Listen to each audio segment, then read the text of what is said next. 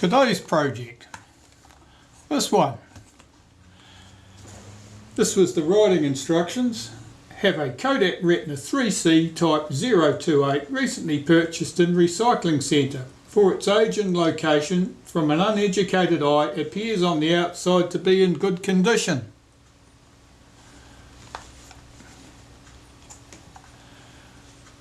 Well, it's not a 028, it's an 021.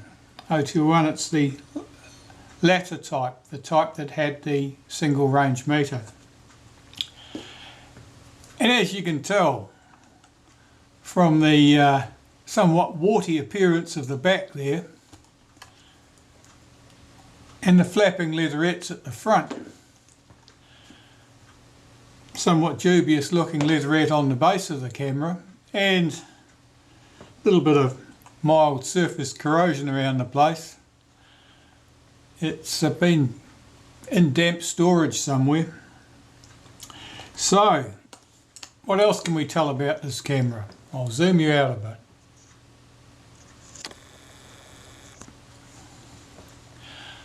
Listen to the film advance. That was an unusual crunchy sound. Shutter doesn't release.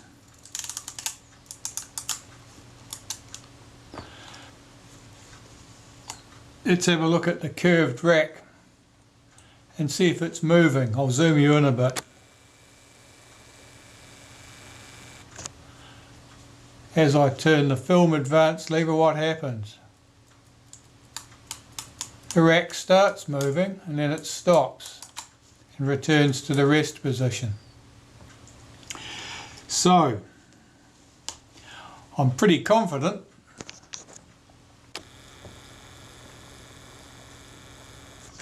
that the shutter cocking rack has failed. I'm a little bit less confident that I'm going to make it into a pretty camera. The leatherette's obviously going to have to come off the back.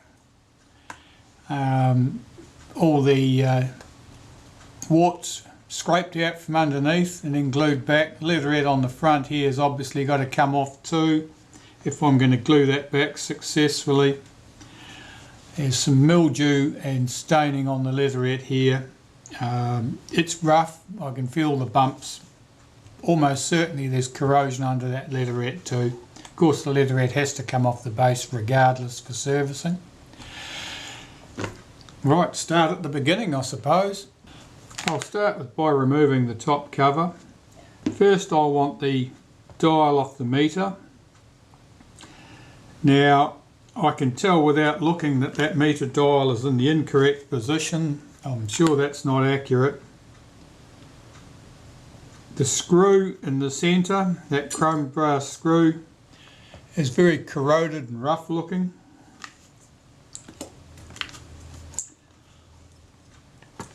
The film rewind knob should just spin off. Oh, see that's got a bit of leaning Tower of Pisa effect here. That's pushed right this way. You can see that's got a big lean on it. It should be somewhere back over there somewhere. So it tells me that the camera's been dropped at some stage, probably with the rewind knob retracted. Oh, it's loose anyway. That comes off. Single screw at the end of the top housing here. Start gathering these pieces up to go into the ultrasonic cleaner. 2 screws on the top of the top housing here.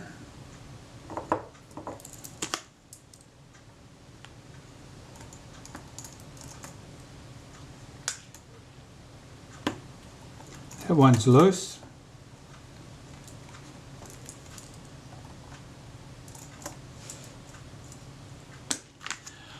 Hold my finger on the top of the meter so it doesn't lift off with the top cover. Lift the top cover away. Have a quick look at that.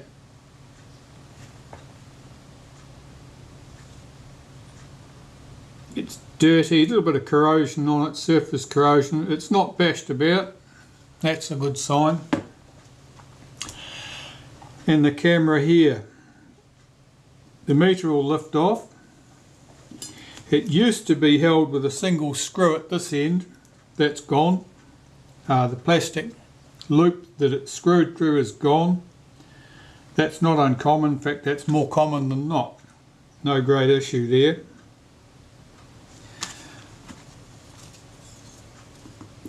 In a case to hold the meter down in position, all the later cameras had a piece of rubber glued in the top cover here so that the top cover held the meter firmly down in position. And that's what I'll do when I put it back together. So shutter release knob can come off, film release button can come off, and I'll remove its spring. The rangefinder, I've peered through that. It's very, very hazy, but it moves reasonably freely and it looks pretty accurate, but certainly accurate at the infinity position. See if I can just get a screwdriver to pick up the slots here. That one's tight, that's good. And its mate. Put the rangefinder aside. 2 screws hold the strap lug at this end of the camera. And the strap lug unusually is not bent out of shape. They often are because either because people have dropped the camera and that's thumped the strap lug inwards, or sometimes because people have tried to force through an extra thick leather strap and that forces the strap lugs outwards. Okay. The strap lug at this end, well, that's very reluctant to come loose. In fact, both screws are. They're unusually so. Suggests that someone may have used Loctite or something on there possibly. That's unfortunate. Let's get this screw off. I'm just checking this for any scars because that'll tell me that somebody used an unsuitable tool to remove it. It's yeah, there's a little bit of marking at the top, nothing too untoward. Let's try this screw. Yeah, that'll come loose.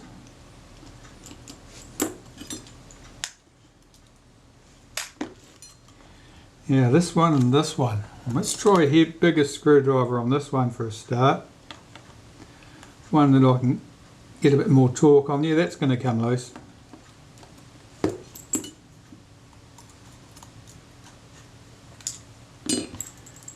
This one. Yep. Often when screws are very tight, it's worth turning them in the clockwise. Well, that screw came loose.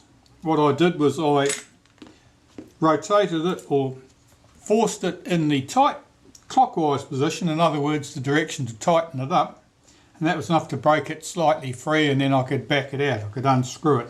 So that worked fine. The cocking rack.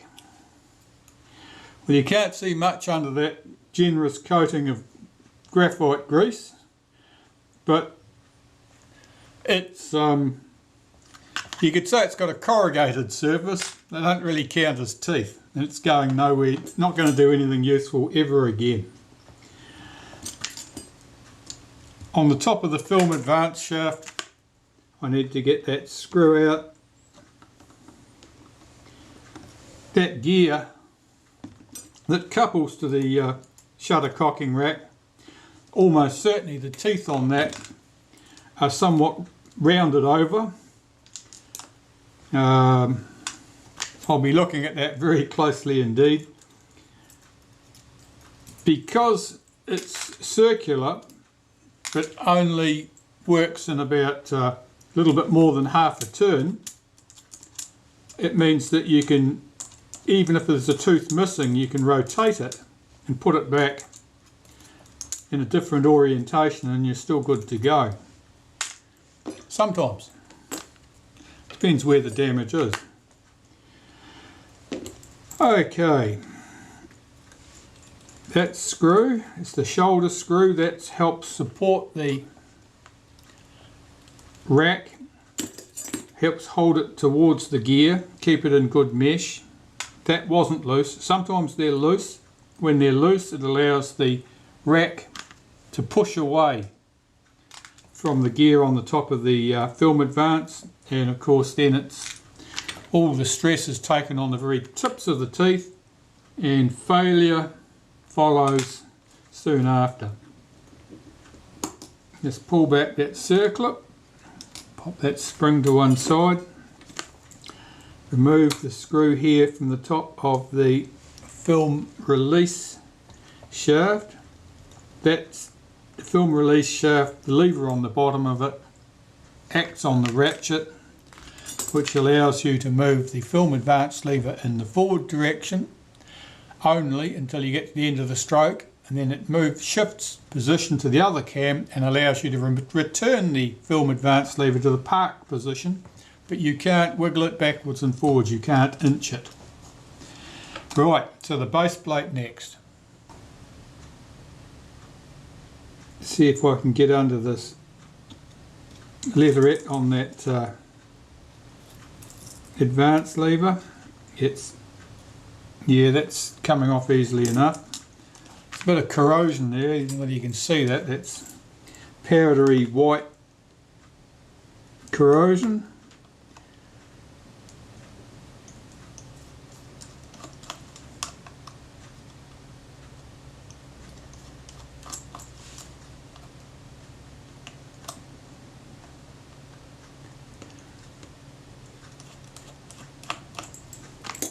Corrosion underneath the leatherettes usually makes it easier to get the leatherettes off. Of course, you wouldn't be wanting to get the leatherettes off in most cases unless you were trying to deal with corrosion and similar problems. At this end, I want to get the screws out from around the back catch cover, back catch release cover. Let's find the right screwdriver. Sometimes the heads on these screws are a bit blurred over where they've typically it's because they've been slightly loose, so they're sticking up proud, and if the camera's been bashed down on a hard surface once or twice, you can end up with the head of the screw being damaged and making it very difficult to get your screwdriver into it. So the leatherette here. Now, there's quite a pronounced mark across here. Now that's where there's a change from it sitting on the chromed brass trim and sitting on the alloy body. So it might mean that the leatherette's only been peeled back this far before and not completely peeled back when someone serviced the camera. If they'd only wanted to get into the advance end, for example, they may have peeled the leatherette back just as far as they needed to and then lifted it back. Right, let's have a look at that. With all that white crap on there, that's corrosion products, and all that has to be scraped off the back of the leatherette. The leatherette is otherwise in good condition. It's a bit cupped. You see it's burred, it comes up at the edges, so I'll have to see if I can flatten that. That's usually hard to achieve. It always wants to return to that shape. It's set in that position. So we'll move the screws that hold the base plate trim in position.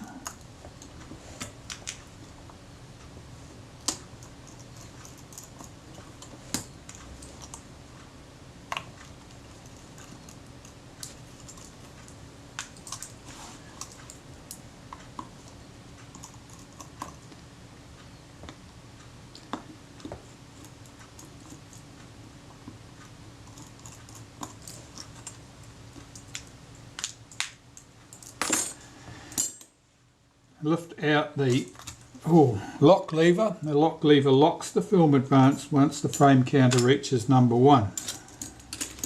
Lift out the film release lever, and the film release lever has a spring on the base of it which keeps it engaged with the cam.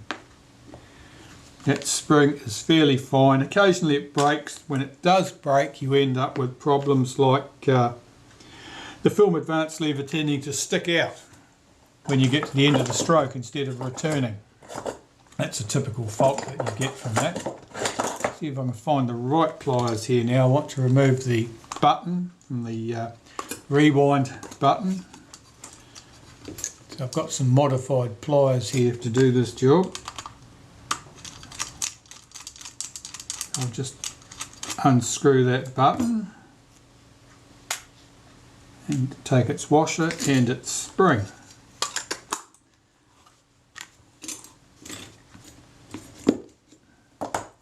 Cluttered here with some of these screwdrivers I don't need to use at the moment. I'll pop those to one side. Right, I'll unhook the spring from the catch that holds the rewind button locked in position once it's been pressed until you move the film advance lever, whereupon the lever swings around, disengages from the button and allows it to drop back to the rest position.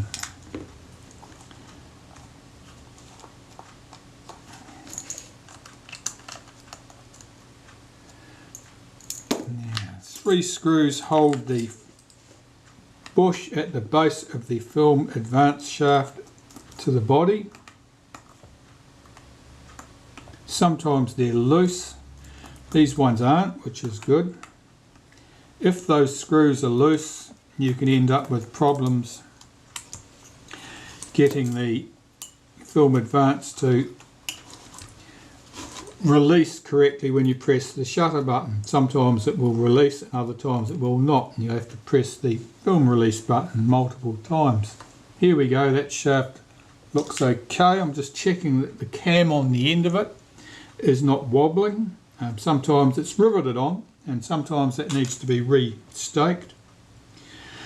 That's so far so good. At this end of the body, tripod socket. The screws loose? Yeah, screws are loose. They're quite commonly loose. When they work loose, either just from old age or abuse, they can be a nuisance. You put the camera on the tripod, do the tripod screw up tightly, and the camera still wobbles. And of course the first impulse is to get this tripod screw and do it up even tighter, and the camera still wobbles.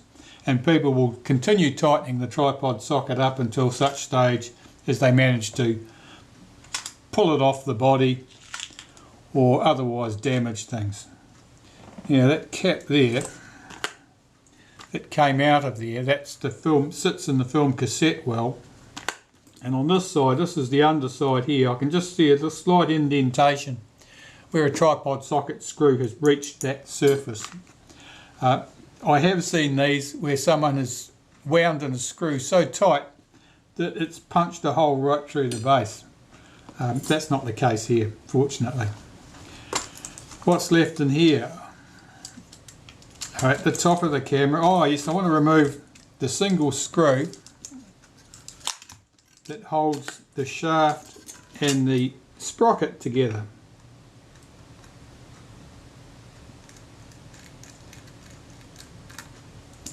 That drives the sprocket.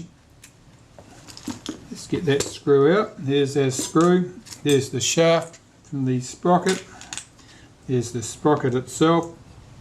Here we have the bush from the top of the film advance, and here we have the clutch. The clutch has to provide some controlled slippage. That one feels nice and free. I think that one would work quite well as it was. That was good. The door. Everything's just about off the body now, top and bottom. 2 screws form the hinge pins for the door. They are loose. Not an uncommon thing to discover. Now typically there is a washer, a spacer washer, top and bottom, sometimes just at the top. There's one, there's another. Just check there's no more loose ones. No. Here's our door. bit scruffy looking. The leatherette was falling off the base there. That'll have to be glued back. It's got a few bumps on there, but I'm not going to try and remedy those. To get this leatherette off in one piece is very difficult, and to glue it back again neatly is very difficult too. So that'll be staying on. There's a return spring here in the shutter release mechanism. That's present on some cameras, by no means all. It's extremely hard to predict which cameras will have it and which ones won't, because even cameras where it was fitted originally, it's often been lost. If everything else is working well, it doesn't need to be there.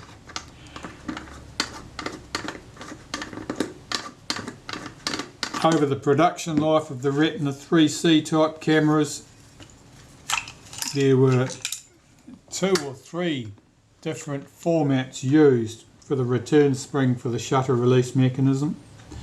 One had one spring, one had another, and quite commonly they would have both. Right, let's have a look at this. The focus is very stiff, but it does move.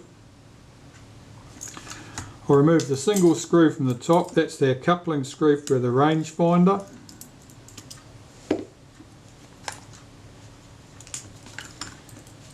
Two screws hold that coupling to the front of the inner helical.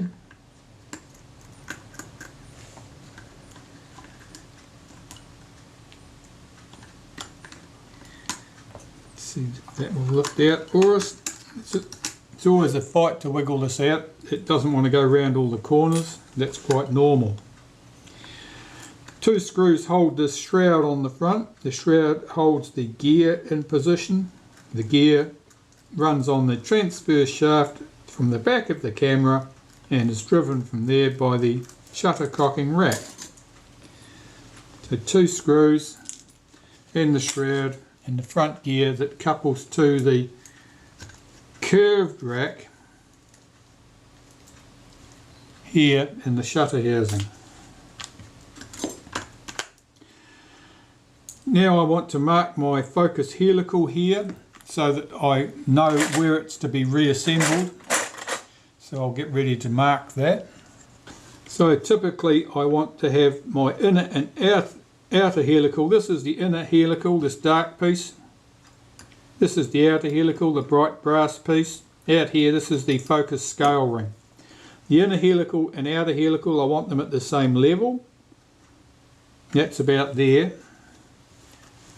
And I can take my scalpel and scribe a pair of lines across it at that side and one across at the top there. So now I know the orientation of everything. Everything can go back in the same position afterwards.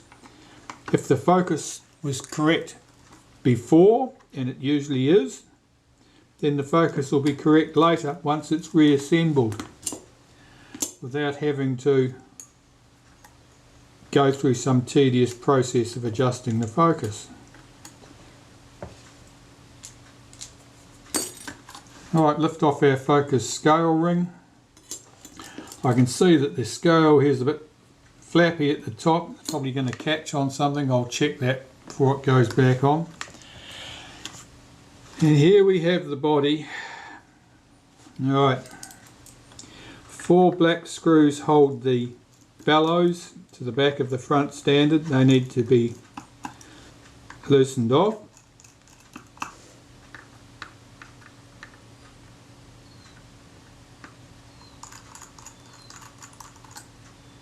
Four bright countersunk head screws or flat head screws hold the retainer ring on the front.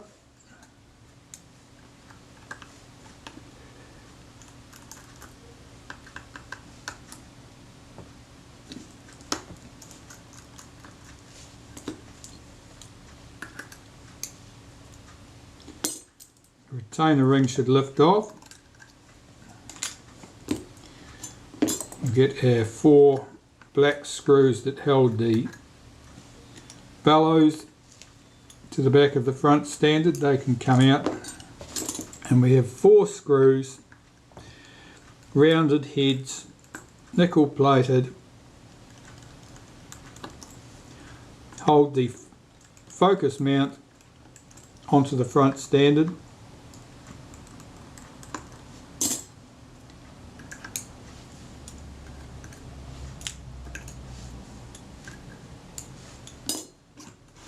Right, let's lift out the inner and outer helical.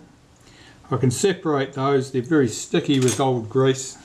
You can lift out your focus mount. I'll clean that manually, I won't put that through the ultrasonic cleaner. And we're getting stripped down now. So 2 screws from the base, 2 from the top. See if they will come loose.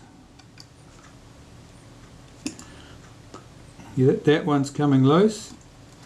Now I can tell that it runs into a bush and the bush is coming loose underneath. I'll have to hold the bush up in position while I rotate that. Yeah, I can get my finger in there to support that bush so that it doesn't rotate with the screw. That's better, the screw's out now. At the base of the camera, 2 more screws in the same position.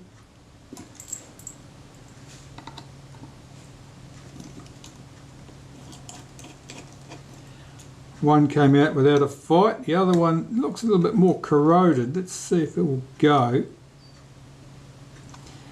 That's not keen to move. I'll put a drop of naphtha on there. And I'll give that a little tap with a screwdriver. Just using this like an impact driver. That was it, all it took. Just a couple of sharp taps to break it loose. There's the screw out of there. And this comes out. That was the little bush that the screw was screwed through to on here. Here. That's the piece that the shutter release lever pushes down on. This finger in turn pushes on the release arm on the shutter itself. The camera body just about stripped. We've just got the bracket that holds the transfer shaft in place.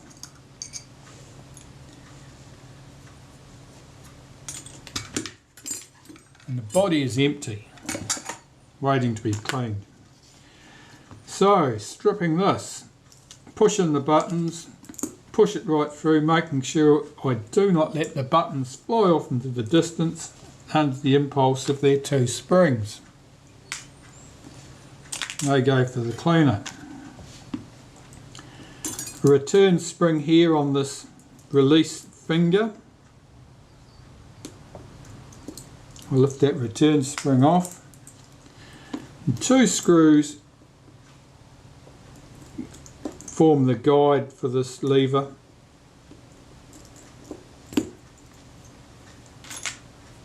Right, so I have this all in pieces now. All my mechanical parts I've got here, they can go and soak in the degreaser, and then I can look at them later. I know the cocking rack's finished, but you can't really see exactly how damaged it is until it's all clean. So I'll get all that stuff clean.